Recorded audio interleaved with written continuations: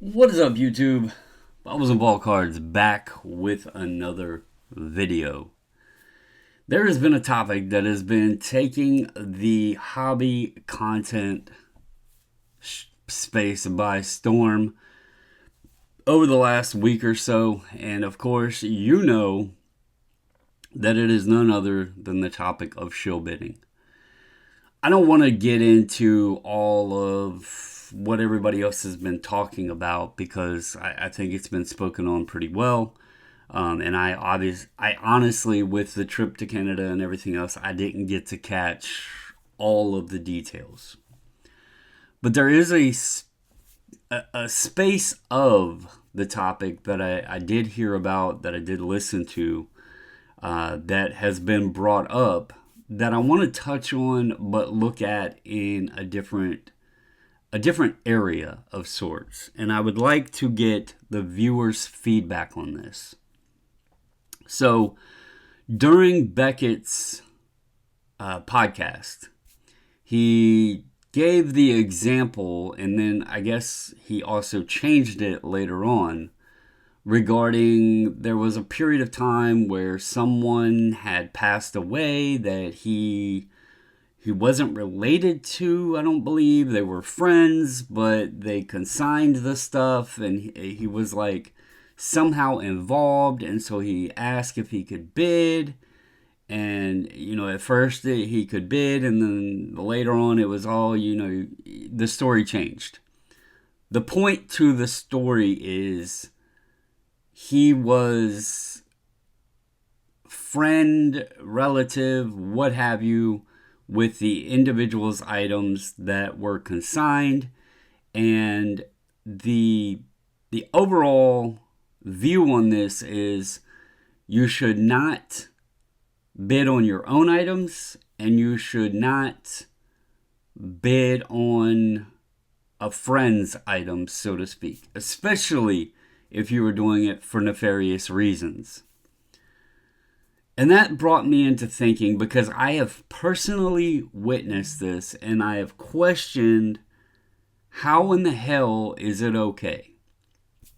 So there's, the new thing within reselling, within cards, you see comics, like all kinds of collectibles, is live selling.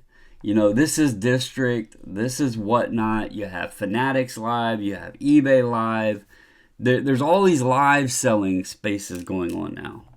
And they're quick, they're round, item after item after item after item, right? And so it's kind of hard to keep up with actually what's going on, with bid patterns, with who's bidding, who's not. But there's obvious at times friends bidding on friends who are selling items.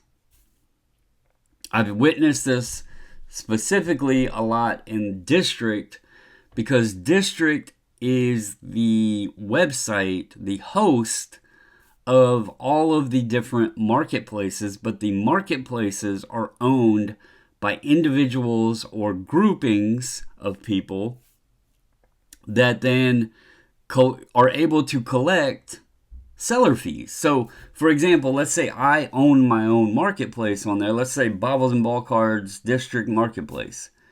I would set the fees and everything that are collected on the sales. And then, I could have all of you people join in.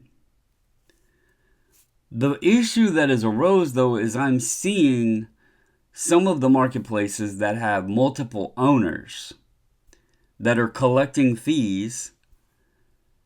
If owner A and owner B, are multi-streaming, because you can do that on there. Like, I could be selling an item and I could have someone else, they call it co-streaming or co-hosting. I could have someone else with me. I sell an item, then they sell an item. I sell an item, then they sell an item. But if A and B are bidding back and forth on each other, or if I'm the owner and I'm selling something and a co-owner is in chat and starts bidding on something, well, are we considering that under the same technicalities as friend. Because I will tell you my personal opinion, it doesn't look right. For one, the price gets bumped. Even if it's $1, the price is getting bumped up.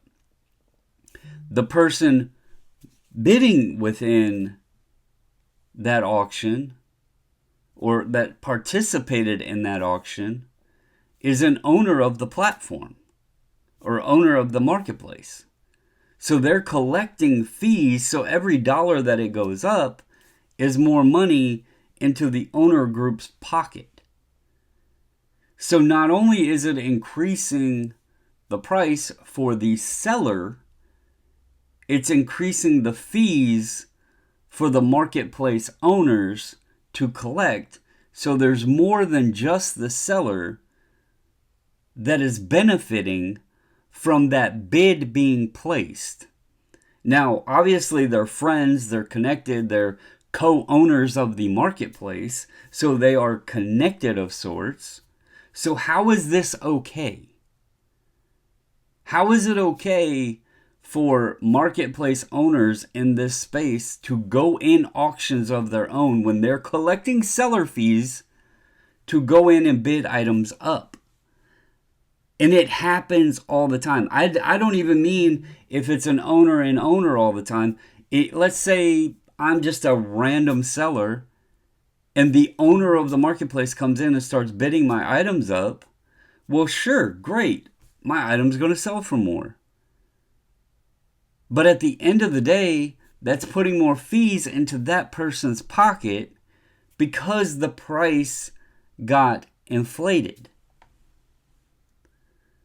Now, can I prove it's intentional? Can I prove that they didn't bid on it because they truly wanted the item? No. And I'm telling you, most of them are going to be, oh no, I really wanted that. But I've seen it on cheap sports cards. I've seen it on the most random ass item that you could possibly think of. A lot of these people are resellers and they may say, oh, well, I wanted to get that because it was a good deal because then I could resell it on eBay. Okay. But how do we prove that? Especially when we know that they're benefiting from not only inflating the sale price, but they're benefiting on the back end with the seller fees. And then, of course, on Whatnot, you got all of these breaks. I was on earlier. I was looking at Topps 2025 update. I never bought really. I bought one item ever on Whatnot. And I've sent a tip to somebody before. A friend that was selling on there.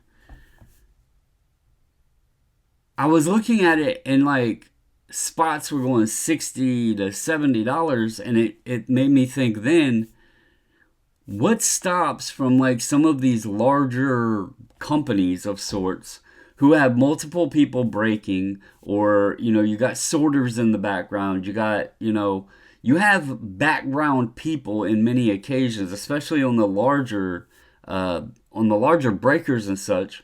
What's stopping people from being in the background to run the prices up? There's nothing. You really don't know who is in the background and who exactly is bidding. It's definitely something, and I get where the main topic came from here, and I get that the main focus is usually eBay. The main focus is eBay or the auction houses, PWCC or whoever else, right? Any of the auction houses. But I really think we need to start discussing also what's happening in these live spaces, because I think it's even easier to be in the background, to be in the shadows, and to not be exposed of this on these platforms, because I don't think people even understand a lot of times what the hell is going on because it's going so quickly. I can tell you right now, if someone really sat down and watched one of these district marketplaces, and I'll tell you, there's one of them that has several different people that are owners, they're joined together owners of the marketplace, and they're all the time in each other's live sales and bidding on items. Now, if we realistically think about that, I would like opinions, but to me, that is also shill bidding because it's no different than bidding on a friend's items. Now, we could say, what is the intent of them bidding? We can't prove that. That's something that's difficult to say. But it just has a bad vibe to it. It has a bad feeling when I'm seeing this happening. And it's one reason that I shy away from these platforms. I've been signed up and approved as a seller on Whatnot for, I don't know, 4.5, 5 years, and I've never done my first sale. I am approved on District and many marketplaces, and I could sell live, I could sell, static listings, and I've chosen to not.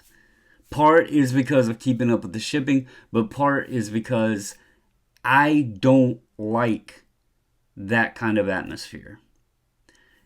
My eBay store, I don't hardly ever run auctions. Almost every single thing I do, I sell 2,500 plus items a year, and maybe one or two at the most do I ever do at auction.